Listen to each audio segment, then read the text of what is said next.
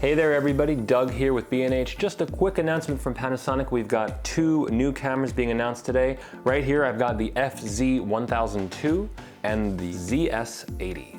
The FZ1000M2 is your typical bridge style camera. It's mostly about ergonomic and cosmetic changes here. You've still got a 20.1 megapixel sensor, 1 inch by the way, and an enormous 25 to 400 35mm equivalent zoom lens, which is about 16 times optically.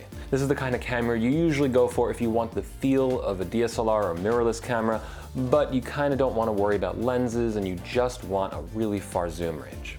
To that effect, the new dial actually really does make a difference here. If you want that traditional camera feel, any of these function buttons can work with the dial in one hand, so you can instantly change white balance, ISO, shutter speed. Coming down from Panasonic's other Lumix cameras, you also have 4K photo modes, focus stacking, and refocusing all in the camera.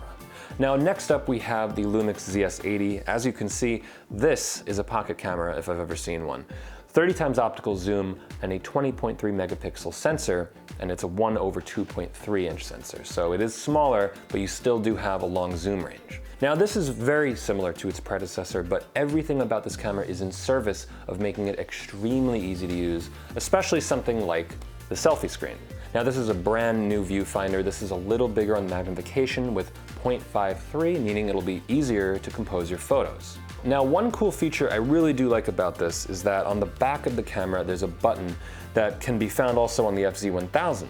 And what it allows you to do is, let's say you're zoomed in a little bit on your image, and especially if you're in selfie mode, you can now click this button, and as long as you hold it, it'll zoom all the way back out, revealing the outer bounds of the lens. So if you want to make sure there's nothing on the outer edges of your frame, now you can literally with the click of a button. So that's it for the Panasonic Lumix FZ1000M2 and ZS80. If you haven't subscribed to our channel already, please do so below. I'm Doug with B&H, and I'll see you next time.